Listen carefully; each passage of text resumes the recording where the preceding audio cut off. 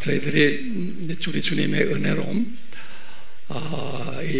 이 건물에서 소위 아미 외국인 신학교를 1997년부터 운영해 왔는데요.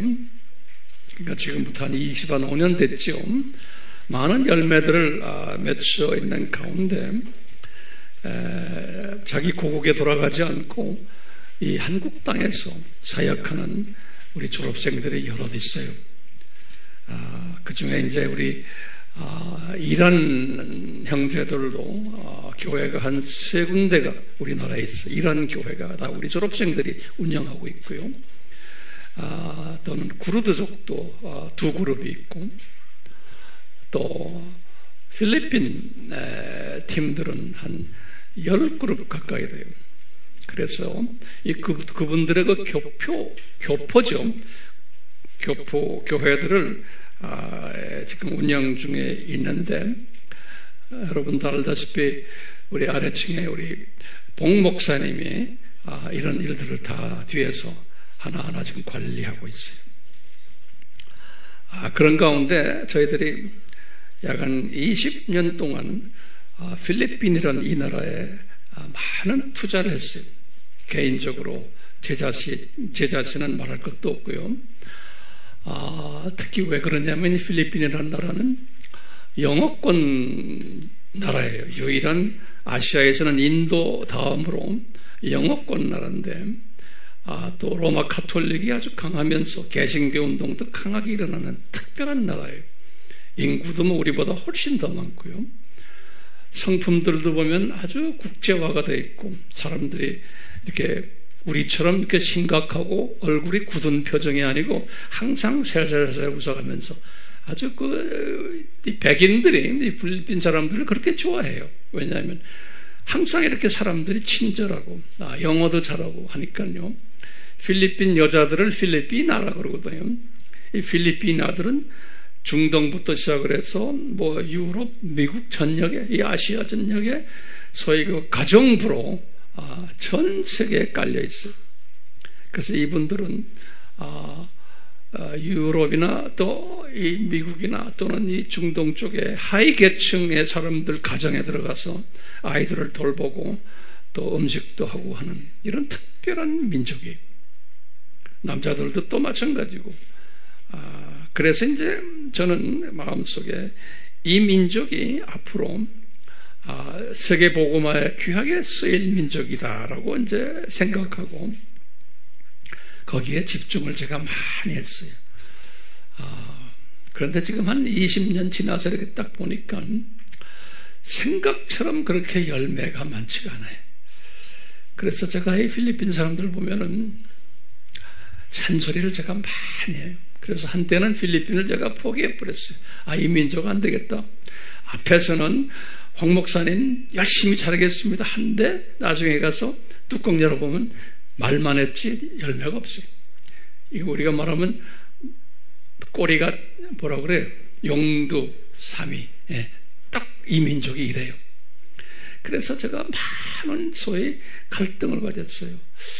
이 세계 복음화를 위해서 사용받아야 되는 이 민족인데 이게 용두삼이에요. 그러니까 우리 민족이 가지고 있는 그 장점들을 조금이라도 가지면 참 좋은데 그게 굉장히 약해요.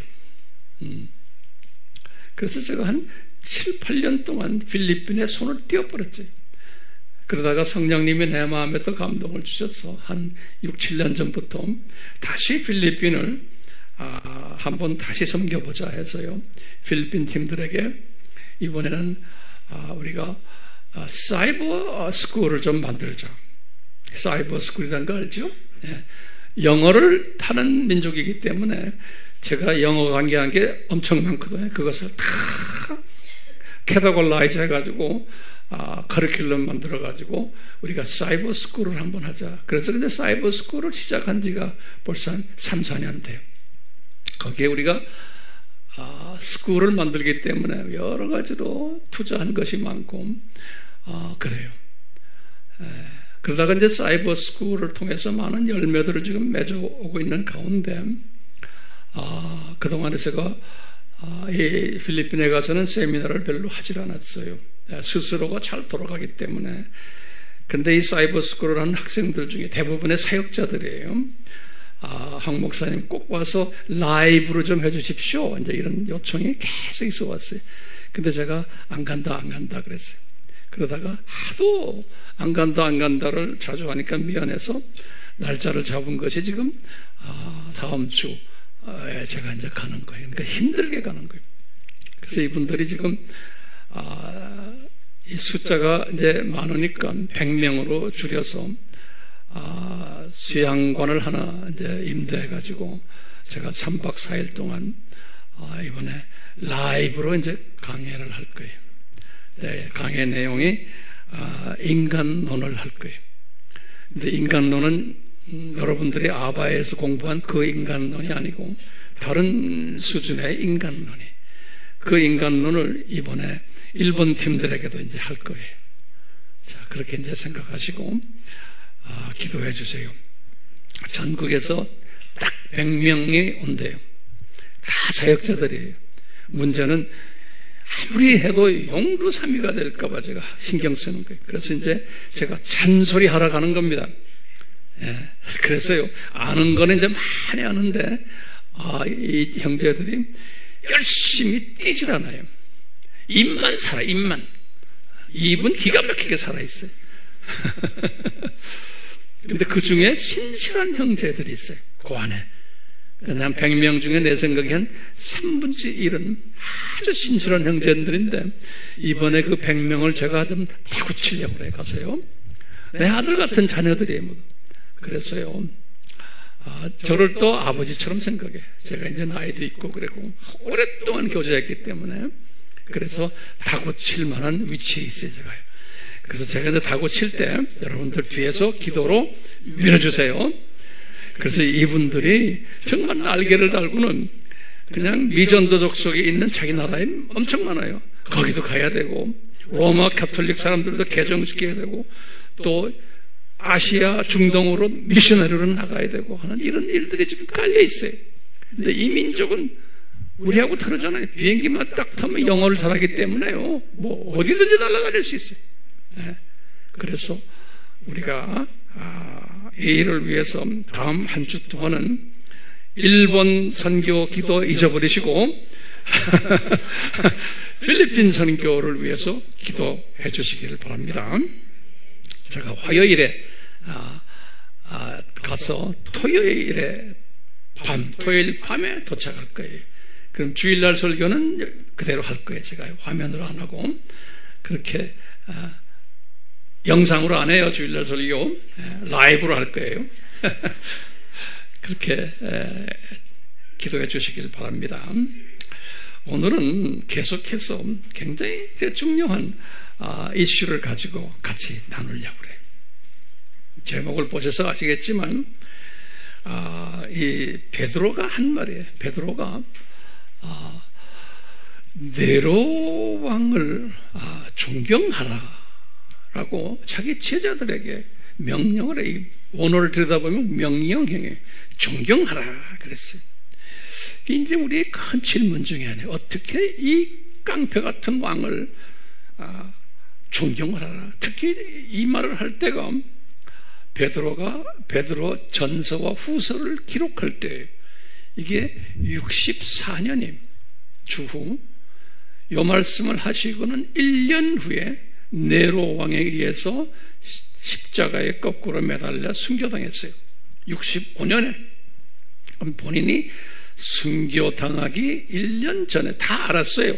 순교당할 것을. 그런 왕이에요. 64년에.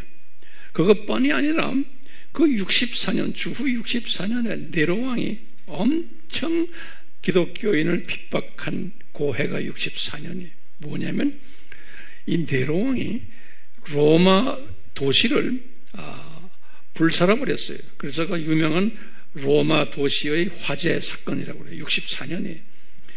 그러면서 자기가 이제 음악을 틀면서 즐겼던 그러한 영화에도 나오잖아요. 그게 64년이에요. 이때 많은 사람들이 죽었는데 사람들이 네로 왕에 대해서 불평을 하니까 네로 왕이 뭐라고 그랬냐면 기독교인들이 불을 살렸다라고 이제 거짓말을 했어요. 그래서 기독교인들을, 수 없는 기독교인들을 그때 로마의 컬리시움에서 사자의 밥이 되게 하고 또 죽음을 이런 식 저런 식으로 해서 살해를 한 사건이 이 로마 화재 사건이에요. 한번 들어가서 구글에 쳐보면 그게 64년이에요. 로마 화재. 이럴 때 베드로가 베드로 전서를 썼는 거예요.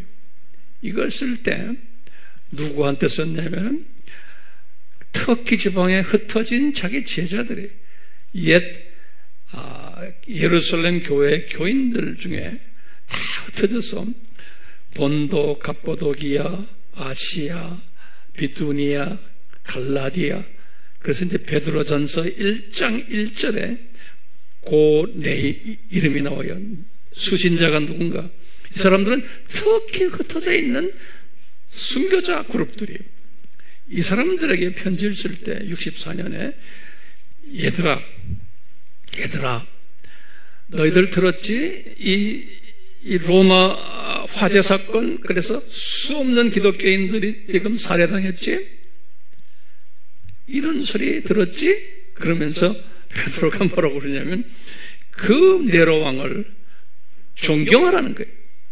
기가 막힌 말을 하는 거예요. 예. 여기 말씀에 보시면 여기 지금 베드로전서 2장 13절에서 이제 17절까지 여기 주후 64년에 이제 베드로가 쓴 글이에요. 보면 인간의 모든 제도를 주를 위하여, 예수님을 위하여 순종하되 혹은 왕이나 또는 관원들이나 이런 총독들이나 이런 자들을 위해서 이런 분들을 다 순종하라는 거예요. 왜냐하면 이런 사람들이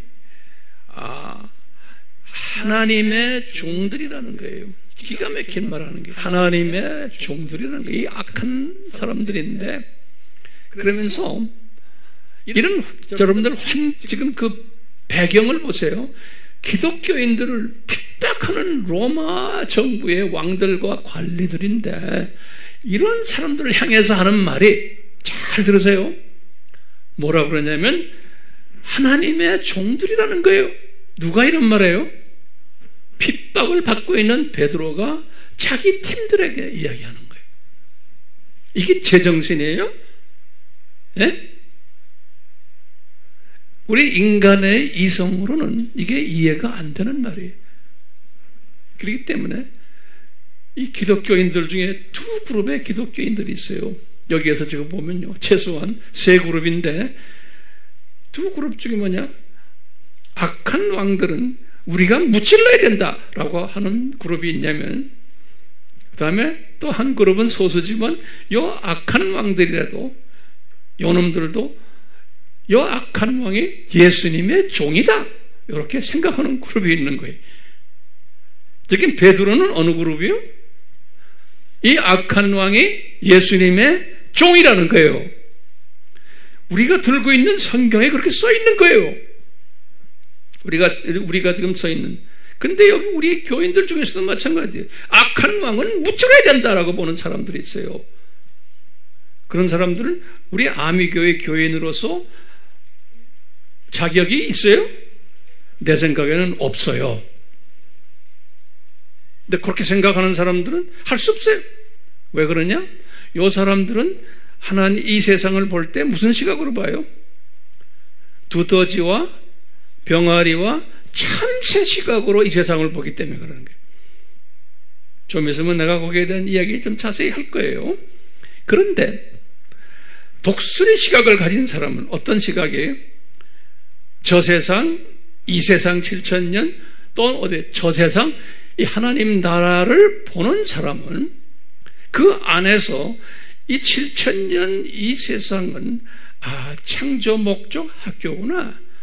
하나님의 자녀들을 창조 목적의 절대성과 무슨 성의 필요성을 교육시키기 위해서 악한 것들을, 사탄과 사탄의 자녀들을 만들어가지고 뭐예요? 예?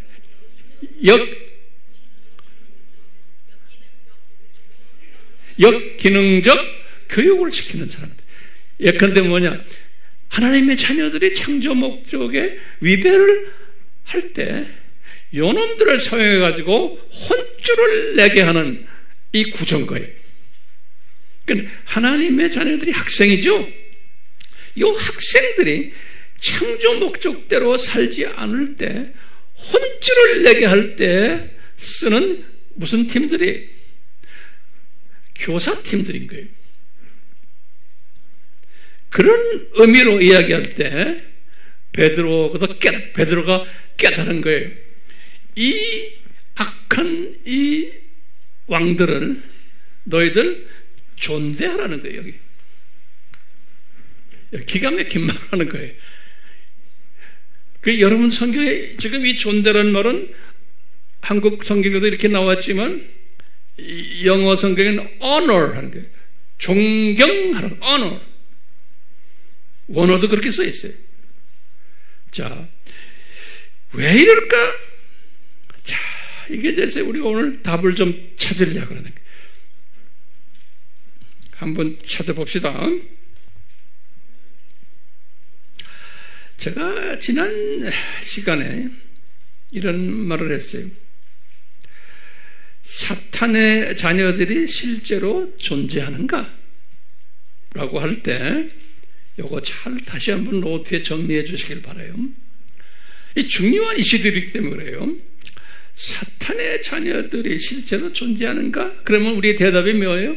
예, 존재합니다. 그렇죠? 노트에 적으세요. 예, 존재합니다. 자, 그런데 그 숫자가 하나님 자녀보다 많다, 적다? 훨씬 많습니다. 라는 거예요. 자, 이게 지금 이 논리를 잘 다시 노트에 정리하세요. 그러면 왜 이 사탄의 자녀가 존재하는가? 왜 만들었는가? 라고 말하면 우리 또 내가 자꾸 강조해요. 하나님 자녀들, 소수인 하나님 자녀들에게 창조 목적의 절대성과 중요성을 역기능적 교육 방법으로 교육시키기 위한 나쁜 교사들이다. 이렇게 한번 우리가 다시 정리해요. 예. 그러면 이 사탄의 자녀들이 그런 일을 하다가 죽어서 어딜 가요? 지옥으로 가는 거예요. 이 사탄의 자녀들이. 그러다가 이 창조 목적 학교가 폐교될 때 7,000년이 끝날 때 지옥에서 부활을 받는다 그랬어요. 요한복음 5장 29절에 예수님이 말씀하셨어요. 그래가지고 심판대 앞에 선다. 예수님이 말씀하신 거예요. 그리고는 심판받고 불못에 던져진다. 계시록 20장 11절에서 15절에 내가 잔소리같이 또 반복하는 이유가 있어요. 이것이 정확하게 정돈이 돼야 돼요, 여러분들.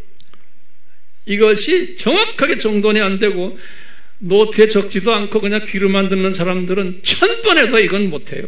다 딴소리에 나중에. 그렇기 때문에 열심히 노트에 적으시고 그 다음에 이것을 옆 사람하고 항상 이야기해 줘야 돼요. 네, 이야기해 줘야 돼요. 그러면 왜 하나님이 이렇게 하십니까? 라고 왜 이렇게 디자인하셨습니까? 라고 질문을 딱 던지는 사람들이 분명히 있어요. 나도 던져요. 왜 그렇습니까? 그러면 여러분들은 뭐라고 대답해야 돼요? 이것은 뭐예요? 뭐라고 대답해야 돼요? 아무 입을 열고 옆 사람하고 이야기하세요. 자꾸 듣기만 하지 마시고. 그러면 대답은 빤해요. 바울도 이 문제에 대해서 고민했어요. 그럴 때 이것은 하나님의 주권이라는 거예요. 네. 그러면 성경 어디에 나와요? 딱 하면 빨리 딱 알아내야 돼. 하나님의 주권, 로마서 9장, 특히 토기장애의 이야기를 보면 21절, 23절 토기장애. 예. 로마서 9장 21절, 23절 토기장애의 예를 드는 거예요. 바울이 깨달은 거예요. 뭐냐? 토기장애는 토기 가지고, 토기장애가 이제 예수님의 토기를 가지고 긍휼의 그릇도 만들고 저주의 그릇도 만들고, 예? 토기장애가 자기가 만들고 싶은 거 마음대로 만든다는 거예요. 왜 말에 맞느냐? 그런 거예요. 내가 내 것을 가지고 말하는데 왜 말이 많으냐? 이런 말을 한 거예요. 그렇기 때문에 우리 인간들이 교만해가지고 지가 이성을 가지고 이건 우리 예수님은 is not fair, 공정하지 않다 이렇게 말하는 사람은 그 수준에 그대로 두고 있어야 돼. 그거 가지고 아닙니다, 공정해 이런 말 해야 안 돼. 못 알아듣는 사람은 알겠어요? 왜 못 알아들어요? 그럼 뭐라고 말해? 시각이 무슨 시각이에요? 두더지나 조금 나오면 병아리나 또 뭐예요? 참새요. 이분들은 시각이 우리가 그렇게 표현하는 것은 시각이 이 땅만 쳐다보고 있는 사람. 병아리는 24시간 땅만 쳐다보고 있어. 두더지도 땅만 쳐다보고 있어. 참새도 위에 날랐지만 땅만 먹을 것만 쳐다다닙니다. 이런 시각을 가진 사람은 이 큰 독설의 시각을 소화해요? 못해요? 못해요. 못하는 사람한테 죽으라고 설명해야 안 되는 거예요. 그럼 어떻게 돼서 저 사람은 저렇게 못해요? 그러면 뭐라고 말해? 은혜가 없구나 라고 밖에 결론을 내리지 못해요. 그러니까 은혜가 없어서 시각이 좁은 사람한테 수천 번 이야기해야 안 되는 거예요. 답답한 거예요. 그러니까 빨리 여러분들이 알아요. 저 사람 은혜를 받은 사람이구나, 안 받은 사람. 그릇이 쪽잡이 그릇에다가 자꾸 아무리 좋은 걸 줘야 뭐합니까? 담지를 못하는데.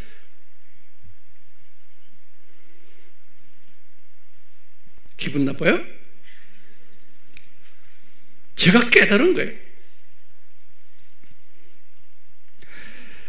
자, 여기에 대고 또 이제 지난 시간에도 우리 좀 말했지만 다시 한번 좀 정리해봐요. 이게 중요한 신학 이론들이에요. 예. 자, 하나님의 자녀가 예정되었습니다. 이런 이야기를 우리가 지난번에 했어요. 중요한 이슈들이에요. 그렇다면은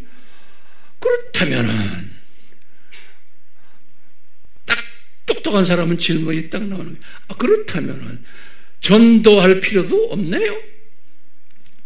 또 선교할 필요도 없네요. 전도는 내 민족한테 하는 거예요. 선교는 타 민족에게 복음 전하는 거예요. 하나님의 자녀가 예정됐는데 뭐하라? 전도합니까? 뭐하라? 선교합니까? 그럴 필요가 없네요. 내가 우리 지난주에 보니까 댓글에 한 분이 그거 질문 던졌더라고요. 똑똑한 사람이. 그럼 전도할 필요가 없네요. 똑같은 말. 근데 내가 설명했는데 그 사람이 그런 질문을 거기다 던져놨어. 왜냐면 똑같은 말을 들어도 말귀를 못 알아듣는 사람이 있어요. 그러면 여러분들이 그걸 딱 보면은 답글을 좀 많이 써줘야 돼요. 써주는 사람이 딱 정해 있어. 한두 사람이야. 내가 보면요. 나머지 분들은 뭐 하는 거요? 예? 그 답답하지 않아요? 그러니까 예수님 앞에 이런 사람에게 내가 아는 것을 나눠야 되겠다는 하트가 없기 때문에 주님이 여러분들의 기도를 들어줄까요? 내 생각에는 안 들어줘요. 하트가 없어. 그런 질문이 딱 있을 때 내가 자세히 설명해주고 해는 그런 하트가 없는 거예요. 그냥 남의 일처럼 생각해. 내가 보면 대부분이 우리 교인들. 그러니까 내가 주님 이런 사람들에게 내가 왜 복음을 전합니까? 이걸 뭐하러 전합니까? 이런 하트가 없는 사람들에게 굉장히 내가 영어로는 discourage가 돼요. discourage란 말이 뭐예요? 한국말로? encourage는 뭐예요? 격려. 격려의 반대말이 뭐예요? 빨리 좀 다 가르쳐줘요. 실망. 굉장히 실망될 때 많아요. 실망될 때. 이렇게 열심히 노트정 공부 열심히 하지만 그런 질문이 들어올 때 대답하는 사람이 없어. 그러니까 우리 교회 장로님들 대답 하나도 안 해줘. 권사님도 안 해. 내가 보면 답답한 거예요. 그걸 딱 사람들이 봐요. 우리는 이미 다 세상에 알려졌잖아요. 그 사람들이 똑똑한 사람들은 봐요. 아미교회 이놈들 거저 그런 놈들이구나. 금방 알아요. 왜? 질문을 던졌는데 대답해주는 놈이 없는 거예요. 미안합니다 이런 말 써서. 진짜 놈들이. 그걸 내가 일일이 다 해줘야 돼요?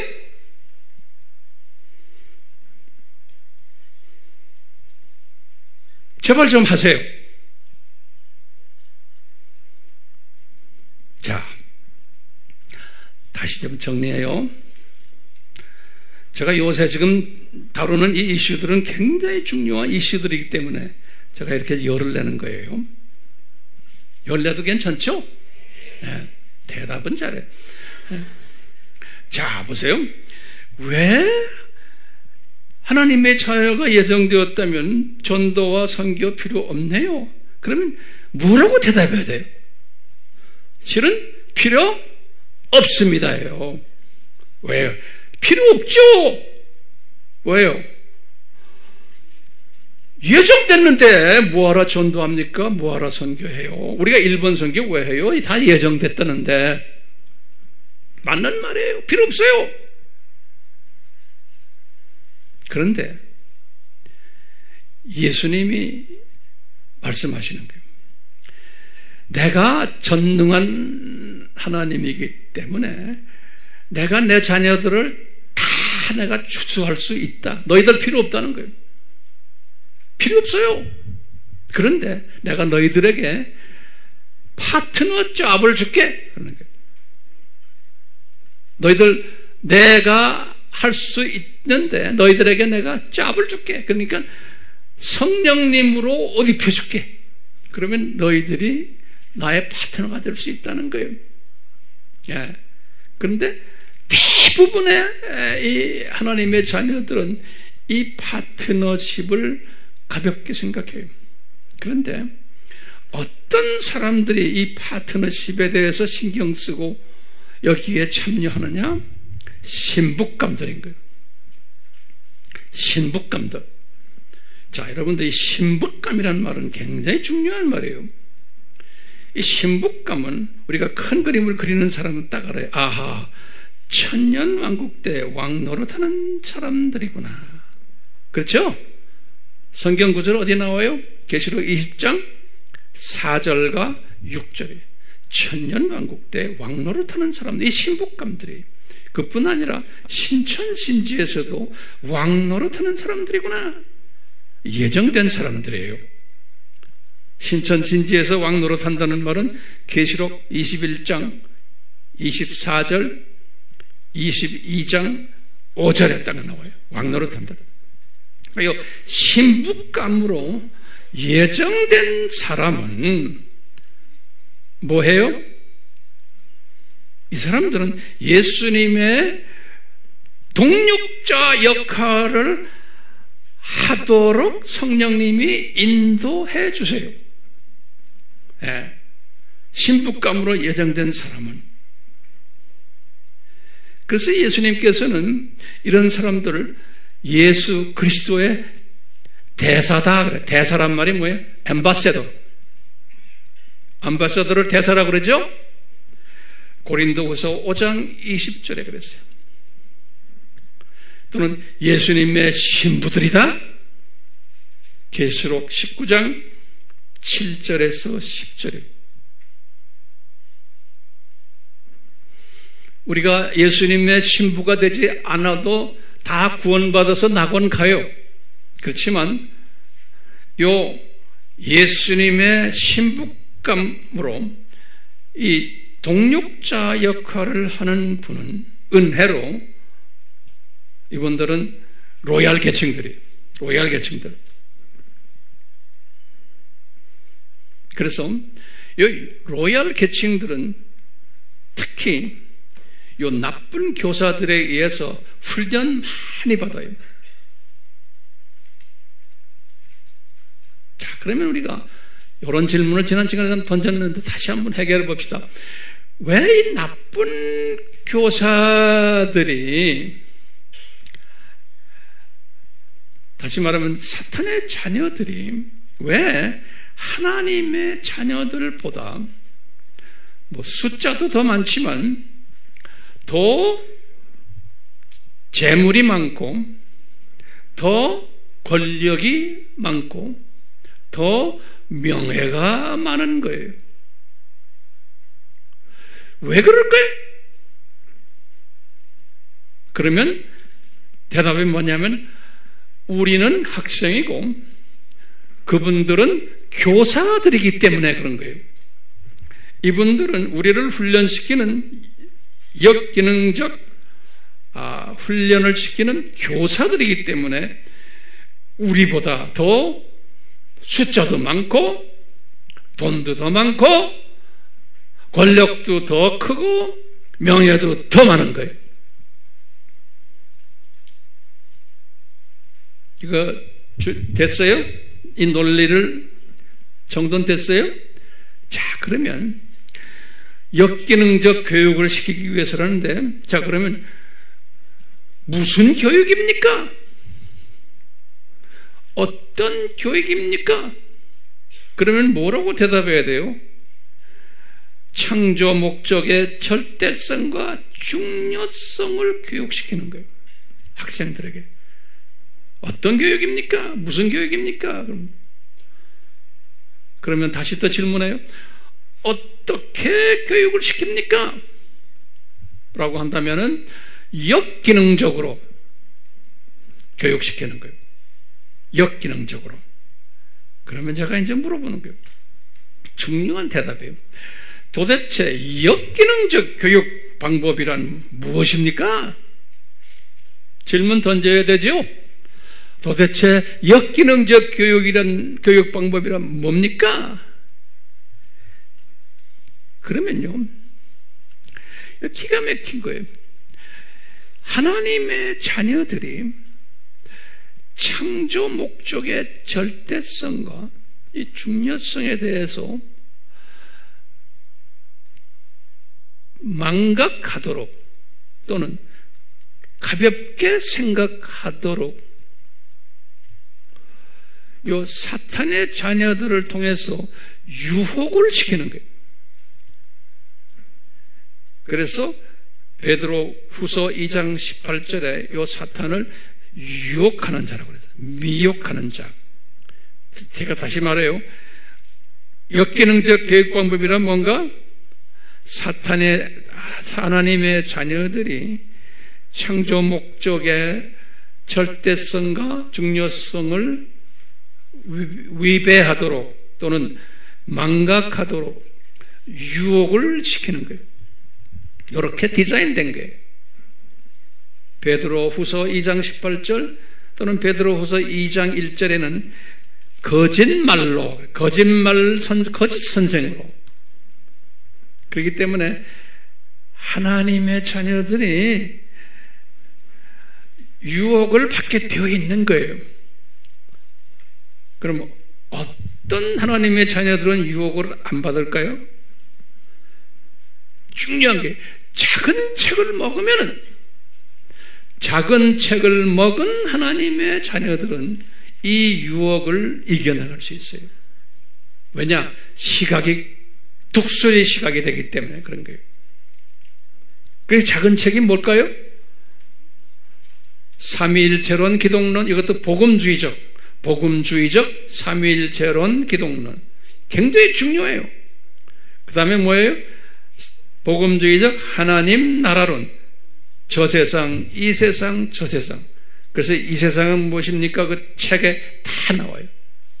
그 다음에 종말론.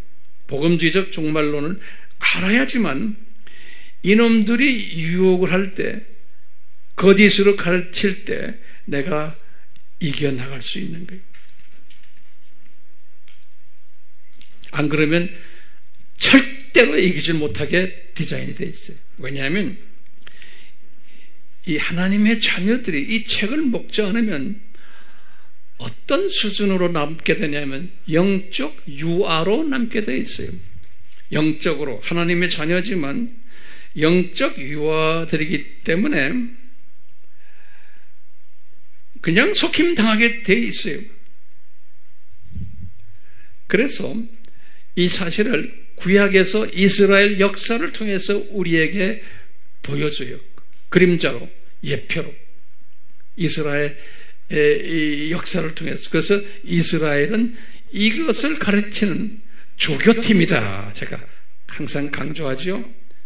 알다시피 이스라엘 사람들이 창조 목적의 절대성과 중요성을 무시하거나 이렇게 하고 잘 하지를 않기 때문에 아수르 제국을 불러가지고 혼쭐을 내는 거예요. 722년에 또 바벨론 제국을 통해서 586에 그뿐이 아니라 로마 제국을 통해서도 63년에 로마 제국이 63년에 일어났지만 주후 70년에 로마 제국을 통해서 5대 저주를 받게 된 거예요. 이스라엘이. 그러니까 이스라엘이란 저 나라가 하나님의 자녀들의 예표들이거든요. 신약에 나타날 하나님의 자녀들의 예표로 구약의 이스라엘을 보여준 거예요. 그러니까 이스라엘 사람들이 보니까 창조 목적의 절대성과 중요성에 다시 말해 수직계명이에요. 이 수직계명을 그렇게 훈련받고 말씀 들은데도 그대로 안 하는 거예요. 그러다 보니까 아수르 제국, 바벨론 제국, 5대 로마 제국에 의해서 5대 저주를 70년에 받고 이런 일들이 일어난 거예요. 이것을 신약 시대에 기독교인들이 이렇게 될 것을 미리 예표로 보여주신 거예요. 이스라엘 조교팀을 통해서. 그렇기 때문에 보시면 이렇게 역기능적 훈련을 시킬 때 항상 악한 왕을 세우시는 거예요. 악한 왕. 이 아수르 제국 때도 악한 왕이 누구였냐? 살만 에세르 왕이라고 그래요. 살만 에세르 왕. 열왕기하 17장 1절에서 41절이 여기 보면 북이스라엘의 20대 왕 호세아 왕이 이 아수르 왕에 의해서 이제 혼쭐이 난 거예요. 722년에 똑같이 바벨론 제국도 마찬가지. 586 때 유대 왕 20대 왕이 시드기야 왕. 요 왕 때 느부갓네살 왕에 의해서 혼쭐이 나는 거예요. 열왕기하 24장 18절에서 25장 26절까지 스토리에 보면 나와요. 자, 그런데 예수님이 딱 보시면 항상 하나님의 자녀들이 창조 목적의 그 절대성을 위배할 때 항상 나쁜 왕을 세워가지고 그 왕에 의해서 고난을 받게 하는 거예요. 하나님의 자녀들이. 그렇죠? 자, 이 시스템이 그 당시만이 아니고 신약시대 전반에 걸쳐서 그대로 일어나고 있는 거예요. 신약시대 전반에 걸쳐서. 이제 바울도 이 시스템을 제가 볼 때는 로마서를 쓰실 때 어느 정도 깨달았던 것 같아요. 바울도. 그래서 로마서 13장 여기 적혀 있는 이 로마서는 언제 썼어요? 주후 57년이죠? 이 보시면 여기다 도표를 그래요. 여기다 분들 도표 꼭 그리세요. 잘 따라오세요? 예. 제가 항상 이렇게 써요. 주후 5년 하면 누구예요? 이 바울이 출생한 거예요. 자, 그 다음에 주후 바울이 언제 개종했어요? 바울이 개종했죠? 요거 알아도 또 쓰세요. 바울이 언제 풀타임 사역을 했어요? 안디옥 교회에서 45년이에요. 그리고는 46년에서 48년까지 이분이 1차 선교 여행을 했어요. 그 다음에 50년에서 52년에 2차 선교 여행했어요. 그리고 53년에서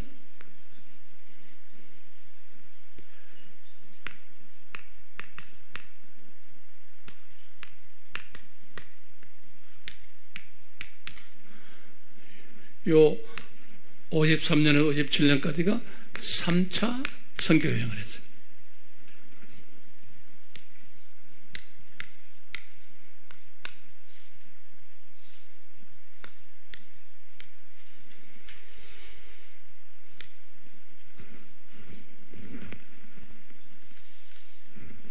자, 우선 여기서 보세요. 요때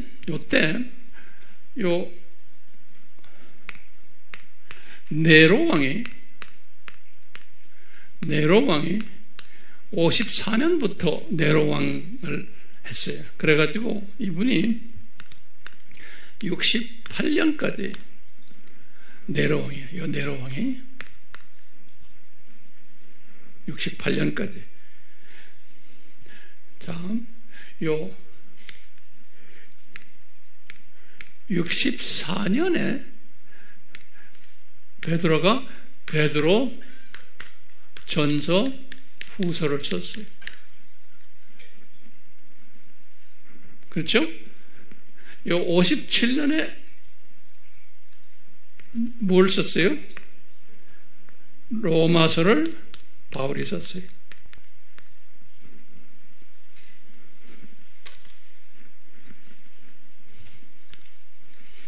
여기 보시면 네로 왕이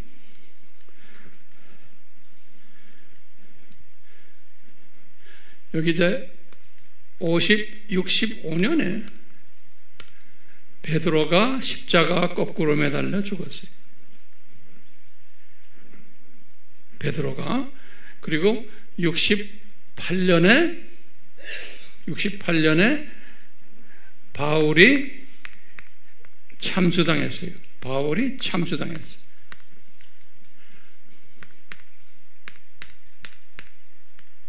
이 도표를 먼저 다 우리가 저처럼 외우셔야 돼요. 자, 보세요. 지금 네로 왕이 기독교인들을 가장 핍박했던 왕 중에 대표적인 왕이 네로 왕이에요. 이때 바울은 3차 여행을 열심히 할 때예요. 예, 이 터키 지방과 그 다음에 주께서 마게도니아 그리스 지방 열심히 다니면서 교회 개척하고 사역할 때예요. 그때 네로 왕이 딱 눈을 뜨고는 저 바울 저놈 죽여야지 내가 이럴 때예요. 그 다음에 베드로 저놈도 죽여야지. 그러다가 그런 상황 속에서 지금 로마서를 쓸 때 그러니까 한참 네로 왕이 까불 때예요. 로마서를 쓸 때 예수님이 바울에게 바울아 너를 핍박하는 네로가 누군지 아느냐 그런 거예요. 오케이? 그 말씀이 지금 저기 나오는 거예요.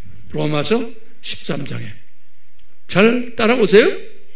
뭐라고 그래요? 봐요. 바울이 말하는 거예요. 바울이 깨달은 거예요. 자기를 지금 죽이려고 하는 그 왕을 보고 각 사람은 위에 있는 권세자들에게 이게 지금 누구한테 바울이 쓰는 거예요? 로마에 있는 크리스천들을 향해서 쓰는 거예요. 그러니까 로마라는 그 큰 도시에 거기에 네로가 있잖아요. 너희들 네로한테 지금 핍박을 많이 받고 있지? 그 엄청난 깡패 같은 그 왕이 누군지 아느냐라고 말해주는 거예요, 바울이.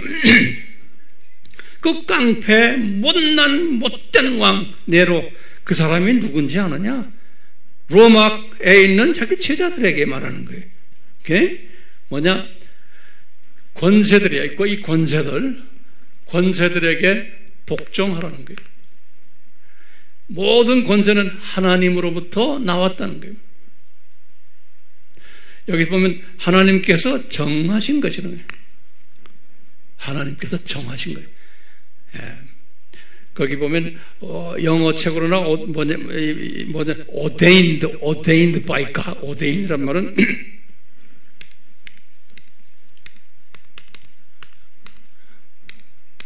ordained by God.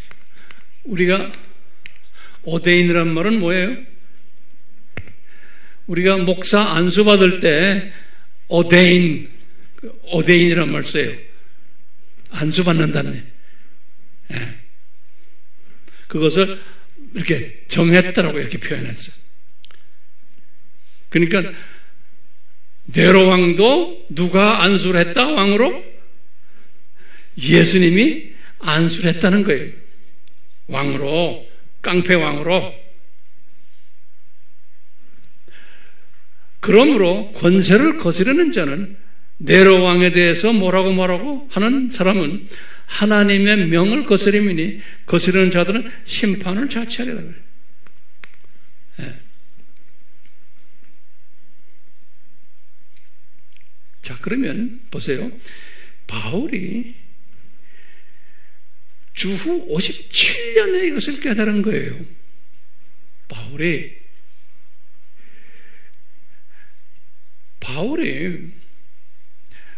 고린도 전서를 언제 썼어요? 55년에 썼죠. 바울이 고린도 전서에 5장 14절에 보면 무슨 말이 하냐면 내가 너희들의 영적 아버지다 라는 말이 있어요. 영적 아버지다. 그렇기 때문에 우리가 이 영적 성장에서 영적 유아, 어린아이, 사춘기, 청년, 아들, 그 다음에 아버지죠. 기억나시죠? 그러니까 바울이 고린도 전서를 쓰실 때 55년에 이때쯤 됐을 때는 바울이 영적으로 아버지 수준이 됐을 때, 그러니까 다시 말하면 이 시각이 독수리 시각을 가졌을 때, 저 세상, 이 세상, 저 세상을 한눈으로 보는 수준이 된 사람이에요. 그걸 봤기 때문에 바울이 자기 제자들에게 말하는 거예요. 이 네로 왕, 이 나쁜 놈, 우리 시각으로 보면 나쁜 놈이야. 영적 유아들이 볼 때는 나쁜 놈이야.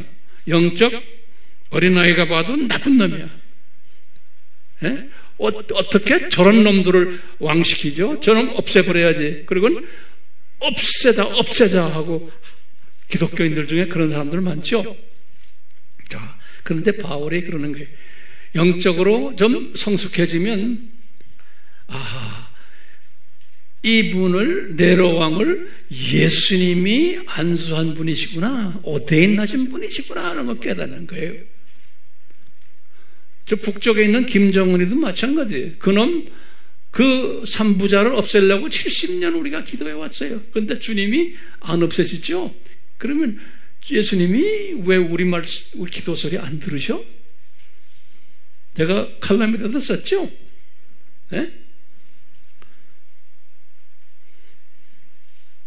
지금 우리나라가 지금 이렇게 지금 돼가고 있죠? 알죠? 선거도 그렇고 이제 왜 예수님이 그렇게 기도를 많이 했는데 하나님의 자녀 왜 점점 더 나빠집니까? 그러면 거기에 대한 답은 여러분들 스스로가 만드세요. 자, 지금 시작이에요, 제가요. 자, 보세요. 정하신 바라. 그러니까 저 악한 왕을 무찌러 주세요, 그러면은 누구한테 덤벼드는 거예요? 예수님에게 덤벼드는 거예요. 예수님, 내가 안수해서 악한 왕을 세웠는데 네가 왜 말이 많으냐? 그런데 기독교인들인데 이것을 예수님께 덤벼드는 거라고 생각하는 사람은 많아요? 안 많아요? 많지 않아요. 대부분의 사람들은 뭐라 그래요? 저 악한 왕 없애야 됩니다. 없애야 됩니다. 그러는 거예요. 또 우리는 복음주의자들이야. 우리는 예수님 사랑하는 사람들 이러면서도 그래요. 그런데 보세요. 베드로의 전후서나 사도 바울이 쓴 13권의 모든 편지에 악한 왕을 없애자고 데모합시다라는 말이 있어요? 없어요? 한 번도 없어요. 있어요? 여러분 성경에 있어요? 찾아보세요. 우리가 나가서 데모합시다 프랑카드 들고 이 악한 놈 없애자고 있어요? 없어요. 그러면서 바울에게 그런 저 왕들 예수님이 세운 왕들이라는 거예요. 이 예수님이 세운 왕들에 대해서 이렇게 저렇게 하면은 네가 심판받는다는 거예요. 이렇게 보세요. 왜요? 예수님의 자존심을 건드리는 거예요. 자, 그런데 대부분의 하나님의 자녀들은 이 말 성경 들고 다니면서 이 말을 묵상하지만 그걸 믿질 않아요. 왜 믿질 않아요? 그러면 답이 어디서 나와요? 시각문, 시각. 영적으로 뭐예요? 영적 유아들이에요. 영적 어린아이들이에요. 다시 말하면 시각을 보면 두더지 시각을 가지고 있고 또는 무슨 시각이요? 병아리 시각 가지고 있고 참새 시각을 가지고 있기 때문에 역사를 보는 게 그 수준으로 보는 거예요. 내가 보이는 것만 가지고서 말하는 거예요. 큰 그림 보지를 못하는 거예요. 영적 아들이나 영적 아버지의 수준이 됐을 때에 이 큰 시각을 볼 수 있는 거예요.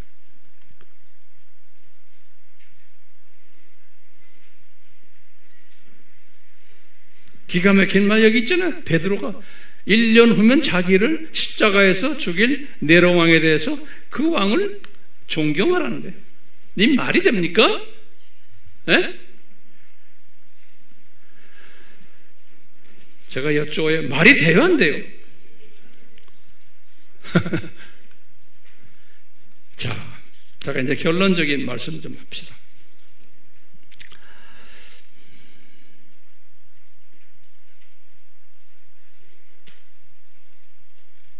그러면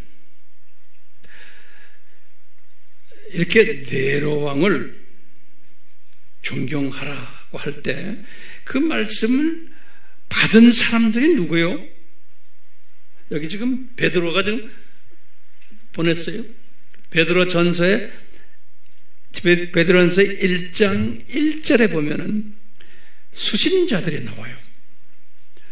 베드로가 편지를 쓰실 때 누가 그 편지를 받아야 되는가? 그 수신자들을 상대로 이런 말씀하신 거예요. 이 네로 왕을 64년, 이게 지금 64년에 쓴 거거든요. 이때 아까 그랬죠? 로마 도시 화재 사건도 있었던 화재도. 그래서 기독교인들을 많이 죽인 이런 때에 지금 수신자들이 누구예요? 베드로전서 1장 1절에 보면 이 흩어져 있는 내 제자들아, 옛날 예루살렘 교회 출신들 중에 선교사처럼 흩어진 사람도 있어요.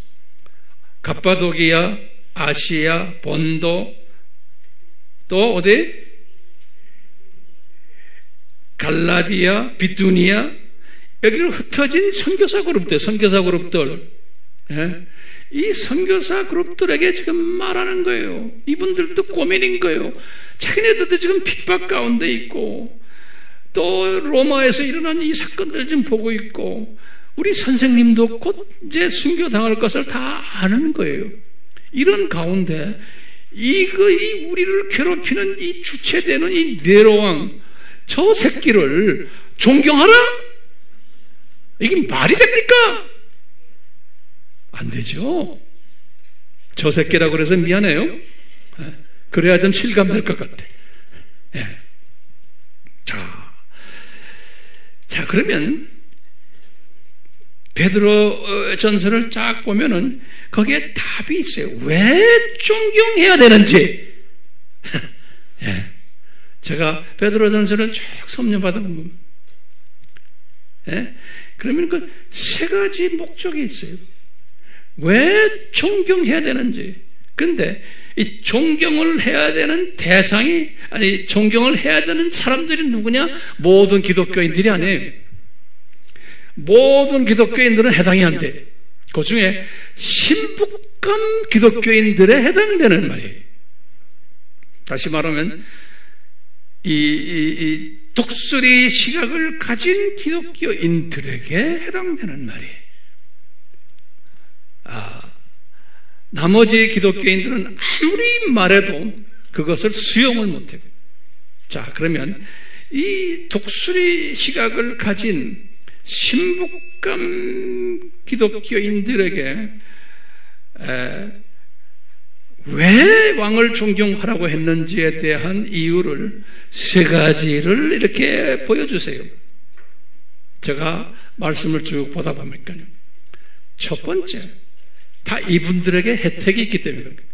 이분들에게 혜택. 첫 번째 혜택이 뭐냐면 베드로전서 1장 6절 7절에 해답이 나와요. 베드로전서 1장 6절에서 7절을 딱 보면 그래요. 얘들아, 너희들의 이 믿음의 시련이, 그랬어요. 믿음의 시련이 The trial of your faith, 그랬어요. 믿음의 시련, 이 어려움이 너희들이 신북감이 되도록 은혜 베푸는 선물이다. 이 믿음의 시련이 있어야지만 너희들이 신북감이 될 수 있단다. 그러면서 설명한 게 그러게요. 너희들의 믿음의 시련이 불로 단련된 금보다 더 귀하게 된단다. 그러면서 중요한 말이 있어요. 예수 그리스도께서 나타나실 때, 그런 말 썼어요. 1장 7절에. 이게 뭡니까? 예수님이 나타나실 때가 언제요? 공중재림. 그렇죠? 공중재림 때에 예수님께서 나타나실 때 너희들이 칭찬과 존귀와 영광을 받게 하려 함이라 그랬어요. 그럼 여기 가만히 보세요. 제 말 잘 들으세요. 오늘 좀 있으면 이제 이분들이 낙원에 있다가 예수님과 같이 내려올 거예요, 안 내려올 거예요? 이분들이, 그렇죠? 이분들이 지금 낙원에 있어요. 이분들이 예수님이 공중재림 할 때 예수님 따라서 내려오는 사람들이에요. 예수님이 그리스도께서 이 세상에 공중재림 할 때 너희들이 이제 칭찬과 존귀와 영광을 받게 된단다. 그러니까 뭐가 된다는 거예요? 신북감이 된단다. 그렇기 때문에 너희들을 신북감 만들려고 지금 네로 왕을 내가 이렇게 사용한단다. 아멘이요? 너희들을 신북감 만들기 위해서. 자, 그럼 오늘날도 우리에게 네로가 있어요. 그건 좀 이따가 이야기할 거예요. 오늘날 우리에게 닥쳐오는 네로가 있어요. 그러면 우리를 신북감 만들기 위해서 이 네로를 허락하셨구나 라고 봐야 되는 거예요. 자, 두 번째 혜택이 뭐냐? 베드로전서 1장 23절 24절 쭉 나와요. 그럼 계속해서 내가 말씀 볼 테니까 지금까지 괜찮죠? 자, 두 번째 혜택이 뭐냐? 너희들의 믿음이 시련으로 신북감들에게 너희들의 정체성이 무엇인가를 확인시켜 주기 위해서라는 거예요. 이 신부들아, 이 믿음의 시련을 통해서 너희들이 누구라는 것을, 다시 신부감들의 이야기에 너희들이 누구라는 것을, 너희들의 정체성을 확인시켜 주기 위해서라는 거예요. 그걸 그러면서 이 정체성 확인을 몇 가지로 쭉 설명을 해요. 하나하나 보시겠어요? 자, 첫 번째는 너희들은 썩지 아니할 씨를 받은 하나님의 자녀들이라면, 너희들은 썩지 아니할 씨, 스페르마죠. 우리 알죠? 이 씨를 받은 하나님의 자녀들이라는 것. 베드로전서 1장 23절에, 또 요한 1서 3장 9절에서 10절에, 그 다음에 두 번째 우리의 정체성을 뭐냐면, 너희의 모든 육체는 풀과 같다. 그리고 너희의 모든 영광은 풀의 꽃과 같다. 그래서 풀은 마르고 꽃은 진단다. 이것을 깨닫게 하기 위해서라는 거예요. 다시 말해요. 신부들아, 지금 신부들에게 얘기하는 게 모든 기독교인이 아니에요. 신부들아, 너의 모든 육체는 풀과 같다. 그리고 너의 영광은 풀의 꽃과 같다. 때가 되면 마르고 풀은 마르고 꽃은 진단다. 베드로전서 1장 24절에 이 말씀하십니다. 네. 지금 이 흩어진 이 베드로의 제자들, 신부감 제자들이 이것을 깨닫는 거예요. 아, 이것을 깨닫게 하기 위해서 네로 왕을 통해서 우리에게 이렇게 힘들게 하는구나. 그리고 살인 협박까지 하는구나. 이것을 보여주는 거예요. 그러면서 계속해서 또 말해주는 거예요. 베드로전서 2장 9절에, 그러면서 이 신부감들아, 그러면 너희들은 택하신 족속이다. 특별한 chosen 하나님의 자녀들이다. 신부감으로. 그리고는 왕같은 제사장들이다. 이 다 듣는 말이죠. 대부분의 교회들은 뭐라고 말해요? 모든 기독교인이 다 왕같은 제사장이고 전부 왕이면 그런 백성은 어디 있어? 이렇게 가르치는 거예요. 잘못 가르치는 거예요. 이것은 신부감들에게 이야기하는 게, 핍박받는 신부감들에게 너희들은 택하신 족속들이고 왕같은 제사장이고 거룩한 나라들이다. 그리고 나의 소유된 백성이고, 그 다음에 긍휼을 얻은 자들이고, 그 다음에 너희들은 이 세상 나그네고 순례자다. 베드로전서 2장 9절에서부터 11절까지 말하는 거예요. 그러니까 네로를 통해서 어려움을 당할 때마다 너희들은 이거 확신해라. 너희들은 썩지 아니할 씨로 선물 받은 하나님의 자녀들이고, 니네들의 육체는 풀과 같고 그 영광은 꽃과 같고, 너희들은 택하신 족속들이고 왕같은 제사장이고 거룩한 나라고 하나님의 자비를 얻은 자들이고, 너희들은 이 세상에 나그네고 순례자란다. 이것을 가르쳐주기 위해서 누구를 보내주셨다? 네로를 보내주셨다. 그러니까 악한 왕을 보내주셨다. 그러니까 너희들 눈이 어디가 있으러? 이 세상을 보면서도 저 위를 올려다 봐라. 저희 독수리 시각을 가지라는 거예요.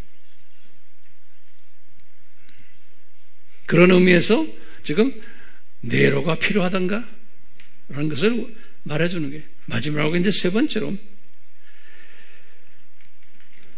베드로전서 5장 8절에서 쭉 해서 9절 10절까지 베드로전서 5장 8절 9절 10절에 뭐라고 말하냐면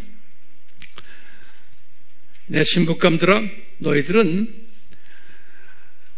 이 믿음의 시련을 통해서 너희들이 더 온전케 되고 더 굳게 되고 영어로 그래서 온전 퍼펙트 더 퍼펙트하게 되고 더 굳게 되고를 더 스트롱하게 되고 그 다음에 더 강하게 되고 영어로는 firm이라고 그래서 firm F-I-R-M firm하게 되고 그 다음에 더 경고케 된다 이렇게 말했어요. 그러니까 이 네로를 통해서 너희들이 시각이 저쪽으로 올라가 있기 때문에 이제는 너희들이 더 온전케 되고 굳게 되고 강하게 되고 경고케 된다는 거예요. 그렇기 때문에 이렇게 되기 위해서는 너희들이 정신 차리고 깨어있게 된다는 거예요. 5장 8절에. 그 다음에 5장 8절에 또 그랬어요. 그 유명한 말이죠. 너희 대적 마귀가 우는 사자와 같이 둘이 다니며 삼킬자를 찾는데 그놈이 그런 짓 한다는 것을 아는 거예요. 예. 그런데 5장 9절에 니네들이 입만 열고 그놈들을 쫓아내면 이놈들 도망간단다 36개 한단다 그런 말을 써놨어요. 예? 이걸 통해서 네로 왕을 통해서 이 세 가지를 지금 보여주는 거예요. 근데 모든 기독교인들에게는 아니에요. 제가 이야기합니다. 신부감 기독교인들에게 보여주기 위해서 이런 지금 악한 왕 네로를 사용한단다. 그런 거예요. 베드로도 깨달은 거 아니에요. 그렇죠? 그래서 이제 베드로가 그럼 하는 말이 그렇기 때문에 이 왕을 존경해라. 그런 이 네로를. 자, 그럼 이게 굉장히 중요한 그 질문이 하는데 왜 존경해야 해요? 거기다 노트에 크게 좀 써놨어요. 왜 존경해야 하는가? 답을 좀 우리 같이 찾아봅시다. 첫 번째는요, 뭐예요? 네로를 통해서 우리가 지금 아주 훌륭한 신부감 되도록 아까 말한 첫 번째, 두 번째, 세 번째 혜택을 주는 일을 해주기 때문에 네로를 우리가 존경해야 된다는 거예요. 두 번째는 이 네로는 스스로가 네로 역할을 하는 게 아니에요. 예수 그리스도의 종의 역할을 하는 놈이에요. 우리가 예수 그리스도의 종을 꼭 좋은 사람만 이야기하는 게 아니에요. 나쁜 왕들도 예수 그리스도의 종로로서 한다고 성경에 기록되어 있어요. 아까 본 느부갓네살 왕 있죠? 이 사람도 예레미야에게 말했어요. 예레미야 43장 10절에 예수님의 종이라는 거예요. 예수님이 시키는 대로 예수님의 지시에 의해서 움직이는 놈이라는 거예요. 바로 왕도 예수님이 바로 왕의 마음을 완악하게 한 거예요. 출애굽기 4장 21절 또 출애굽기 7장 3절에 그러니까 바로 왕이나 느부갓네살 왕이나 이 네로 왕은 다 예수 그리스도의 종들인 거예요. 그러니까 예수님의 종들이기 때문에 우리가 존경해야 되는 거예요.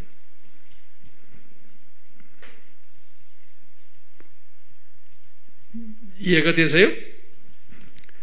예. 예수 그리스도의 종이 사탄든 마찬가지예요. 예수 그리스도의 종들이다. 예? 자, 보세요. 그런 의미에서 나쁜 놈들이지만 예수님의 장중에서 움직이기 때문에 예수님을 존경하는 사람은 이놈들도 예수님의 명령에 의해서 움직이기 때문에 우리가 존경하는 거예요. 예수님 때문에 지네 멋대로 하는 놈들이 아닌 거예요. 예수님의 지시에 의해서 움직이기 때문에 그래요. 그래서 이제 세 번째는 왜 존경해야 되느냐? 예수님의 장중에 있는 악한 교사들인 거예요. 그러니까 우리가요, 예수님은 만유의 통치자 되시잖아요. 마태복음 28장 18절에 만유의 통치자예요. 요한복음 3장 35절에 만유의 통치자예요. 그러니까 사탄까지도 예수님의 장중에서 다 움직이는 거예요. 그런 의미에서 우리가 예수님을 우리가 존경해야 되기 때문에 예수님의 장중에 있는 좋은 분이나 악한 놈들이나 다 우리가 존경해야 되는 거예요. 어떤 의미에서 존경해요? 예수님이 만유의 통치자라는 차원에서 우리가 존경해야 되는 거예요. 그러니까 분명히 말했죠. 예수님이 정하신 거예요. 지금 로마서 13장 2절에. 그렇기 때문에 예수님이 정한 그 악한 왕이라도 악한 종이라도 우리가 함부로 대하면 안 되는 거예요. 그 속에는 예수님의 장중에 예수님의 뜻이 숨겨져 있구나라는 것을 우리가 알아야 되는 거예요.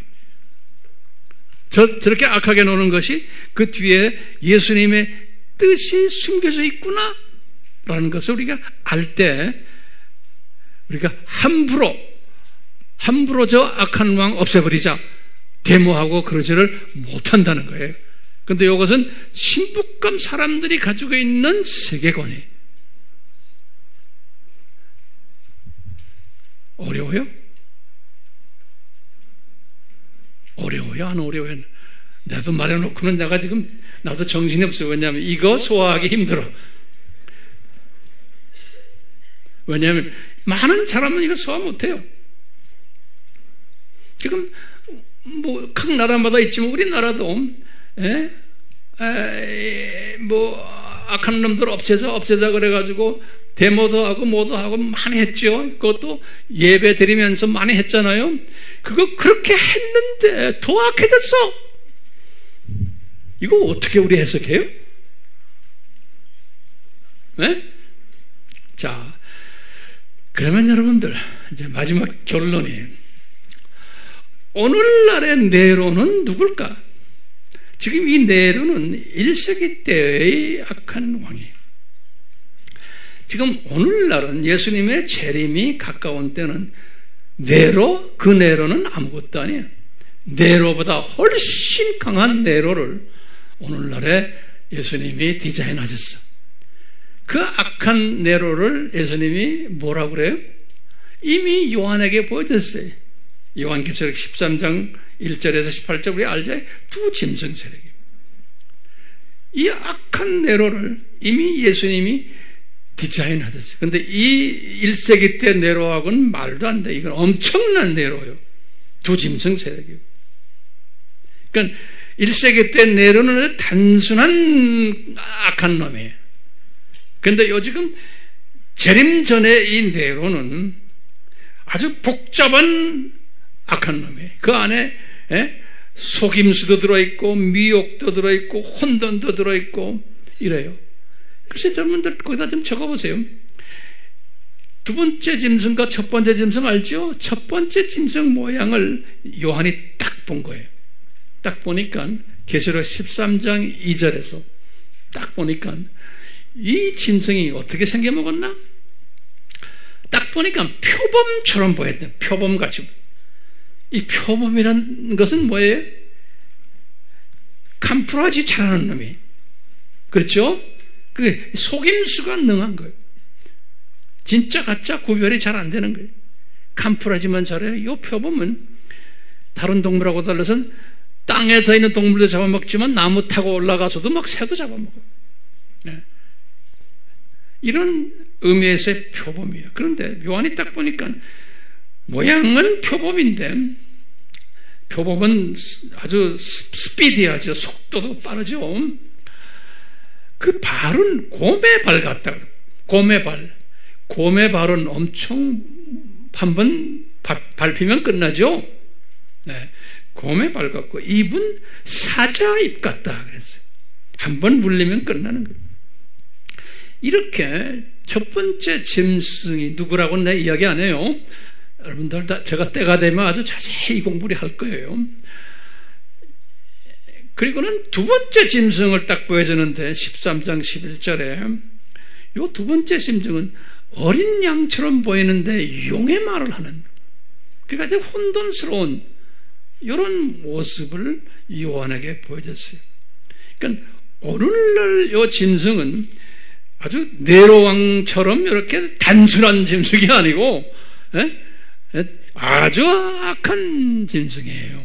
그렇기 때문에 오늘날 우리가 살고 있는 우리는 정말 이 큰 시각을 가지고 분별력을 가지고 요 작은 책을 제대로 철저하게 먹어야지만 이 짐승의 정체성을 알 수 있고 요 짐승의 유혹을 이길 수가 있어요.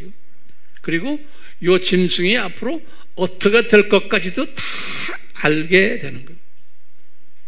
무슨 짓 하다가 어떻게 될 것까지 다 알게 되는 거예요. 그거 다 예수님이 보여주셨잖아요. 그러니까요, 이 두 짐승은 예수님의 재림 전에 산고들을 일으키는 주체들이라는 걸 이제 우리가 알게 되는 거예요. 신부감들은 아는 거예요. 일반 기독교인들은 잘 몰라요. 신부감들은. 예. 그리고는 아까 신부감들에게 세 가지 혜택을 준 것처럼 우리가 이 짐승 등을 통해서 이 세 가지 혜택들을 우리가 받게 돼요.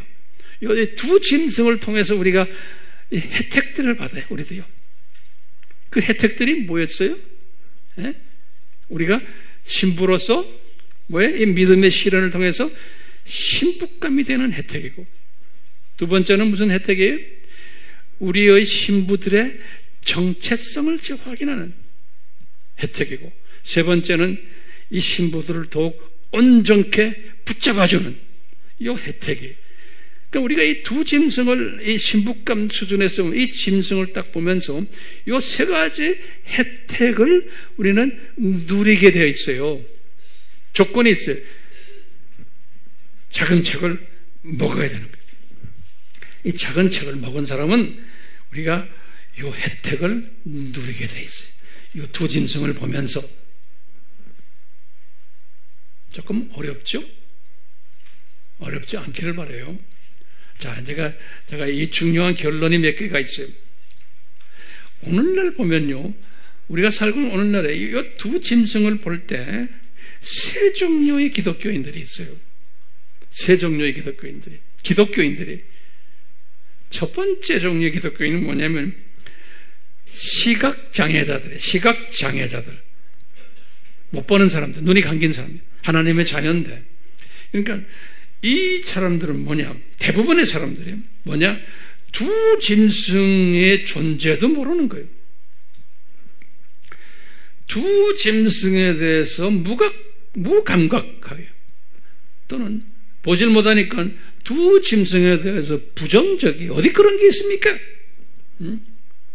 그러면서 자기도 모르게 이 두 짐승의 가르침에 순종하며 따라가는 사람들이 기독교인들인데, 이 그룹이 엄청 많아요. 제가 볼 때는 진보적인 소위 이 자유신학을 하는 사람들, 다원주의 사람들이 다 이런 데 속하지 않나 보고 있어요. 제 말 잘 따라오세요? 제가 이렇게 잘 하는 거 잘 따라오시길 바라요. 두 번째 크리스찬 그룹들이 있어요. 이분들은 뭐냐? 두더지 시각이, 병아리 시각이, 참새 시각자들의 시각을 가진 기독교인들이요. 이 사람들은 두 짐승을 이렇게 지금 보고 있어요. 이 악한 짓 하는 거.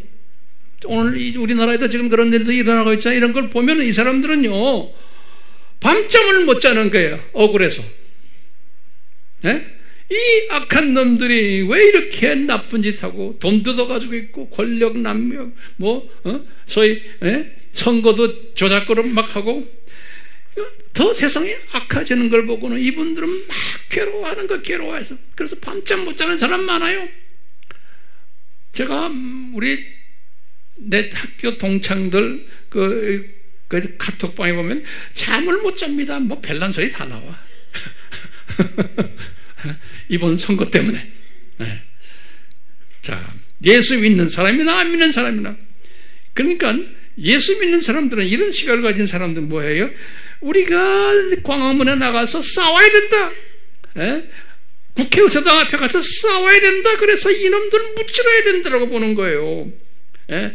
왜 예수님이 이놈들을, 악한 놈들 그들을 허용한가? 우리가 이렇게 기도하고 이렇게 금식하고 했는데 왜 안 들으십니까? 이게 정말 미치고 환장하겠습니다 라고 하는 소위 좋은 기독교인들이에요. 착한 사람들이에요. 그런데 뭐가 문제예요? 시각이 문제인 거예요. 왜 이런 시각을 가지게 되나요? 은혜가 없지만, 예? 작은 책을 먹지를 않으면은 이런 시각을 가지게 돼요. 작은 책을 먹지 않으면은, 예. 그것도 적당히 먹으면 그래요. 아무리 작은 책을 먹어도 적당히 먹은 사람들은 시각이 요 시각이 주변만 보는 거예요. 보이는 것만 보는 거예요. 보이는 것만. 이런 기독교인들 복음주의라고 하는데 또 이 수준에 머물러 있는 사람 굉장히 많아요. 그러면 황 목사님 세 번째는 어떤 사람들입니까? 여러분들은 이 세 번째 되라고 제가 지금 이렇게 외치는 거예요.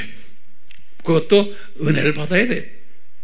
아무리 외쳐야 소용없어요. 그렇지만 이 세 번째 사람들은 작은 책을 먹고 복음주의적 작은 책, 다시 말하면 삼위일체에 대해서 복음주의적으로 아주 정확하게 깨닫고 기독론에 대해서 정확하게 깨닫고 예수님의 신성과 인성에 대해서 하나님 나라에 대해서도 정확하게 깨닫고 저 세상, 이 세상, 저 세상 종말론에 대해서도 정확하게 깨닫는 사람이에요. 그리고는 이것을 남에게 나눠주는 사람들이 이런 사람들은 세계관이 달라지는 거예요.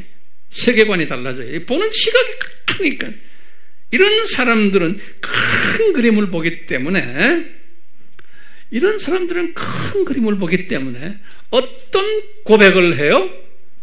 이제 칠판 좀 보세요. 베드로가 하는 이 고백을 하는 거예요. 그렇죠? 그 다음에 뭐예요? 저기 뭐예요? 바울이 하는 저 고백을 하게 돼 있는 거예요. 모든 왕은 어때? 예수님이 안수하신 분이다. 그러니까 악한 왕인데도 그분을 존경하라. 이렇게 나오는 거예요. 근데 이것은 아무나 되는 게 아니라는 게 내가 강조하죠. 예? 많은 사람들이 내가 지금 말하는 걸 보고 화면에서도 보고 황 목사님 미치셨네. 어떻게 그 악한 놈을 가지고 존경하라 그래요? 아, 내가 말하나? 성경에 써 있는데 베드로가 말했는데 그 유명한. 자, 그러면 이제 뭐라고 우리는 대답해야 돼요?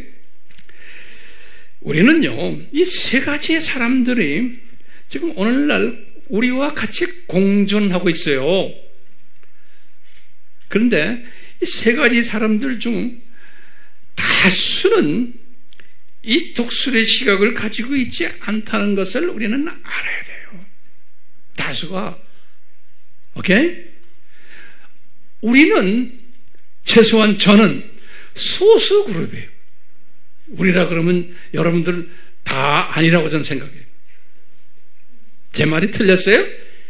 이렇게 말해도 딴 이야기하는 사람이 있어요. 그게 왜 그럴까요? 은혜가 없어서 그런 거예요. 은혜. 그렇기 때문에 이 소수인 독수리 시각자들은 예수님이 그래서 너희들은 어떻게 살아라? 내 재림 전에, 내가 재림하기 전에 어떻게 살아라? 분명히 가르쳐줬어요. 분명히 뭐라 가르쳐줬어요? 마태복음 24장 14절에 이 천국복음이 모든 족속에게 전파되리니 그제서야 끝이 오리라. 이 말씀 하시면서 예수님이 뭐라고 그랬어요? 24장 13절 잘 견뎌라. 이 말은 너희들 견디기 힘들다. 제정신으로는 견디기 힘들다. 이 예수님의 디자인인 거예요. 제정신으로는 안 된다. 그러니까 잘 견뎌라. 그리고는 깨어나라, 준비하라, 외쳐라. 우리 제가 수천 번 이야기하죠. 그러면서 주님이 그랬죠. 절대로 다투지 말아라. 유익이 없다. 못 보는 사람한테 자꾸 말해야 소용없는 거예요. 디모데후서 2장 23절에서 26절에 디모데가 유언으로 남겨놓은 말이에요. 절대로 다투지 말라고. 왜? 보지 못한 사람한테 100번 이야기해야 됩니까? 다투야 그건 헛짓하는 거고 유익이 없다는 거예요. 자, 오늘의 제 결론이 뭘까요? 우리가 주변에 밤잠 못 자는 사람들을 위로해 줘야 되지만 우리 위로 가지고는 안 되는 거예요. 가만 놔두든지 이 말씀을 다시 한번 좀 설명해 주든지. 거기다 이제 우리는 황 목사님, 그러면 알겠어요. 그럼 우리 일본 선교는 무슨 목적으로 합니까? 그러면 답은 여러분들이 알아요. 일본의 예수님의 이 신부감으로 준비되신 분들이 분명히 여기저기 있어요. 우리 누군지 모르지만 이 신부감들을 주님이 우리에게 이제 붙여주실 거예요. 그러면 우리는 이분들에게 신부감이 단단한 신부감 되도록, 독수리 시각자가 되도록 잘 인도해 주는 거예요. 그게 우리 사명이에요. 그러면 이분들 중에 금방 깨닫고 독수리 시각자로 참여하는 분이 있냐면 죽으라고 해도 안 되는 사람이 또 있어요. 그러면 어떻게 해야 돼요? 죽으라고 해도 안 되면 포기해야 돼요. 그러니까 이런 우리 영분별력을 가져야 돼요. 그러니까 우리는 최선을 다하는 것 뿐이에요. 오케이? 최선을 다하는 그 모습을 주님이 보시고서 우리를 이뻐하는 거지. 우리를 통해서 일본 사람들이 다 독수리 시각자 되라? 내 생각에는 그게 잘 쉽지가 않을 것 같아요. 그렇지만 분명히 그 안에 그런 사람들이 있어요. 우리 아미교회 안에도 아직도 독수리 시각자가 안 돼서 딴소리 하는 사람이 있다고 그래요. 나한테 그래요. 누가 셀 모임 하다 보면 그런 사람이 있대요. 목사님 놀래요. 우리 교회도 그런 사람이 있어요. 그러는 거예요. 그래서 내가 그 말을 듣고 할렐루야 그랬어요. 왜? 당연히 있어야 돼. 왜냐? 우리 교회라고 그래서 다 시각이 같은 게 아니에요.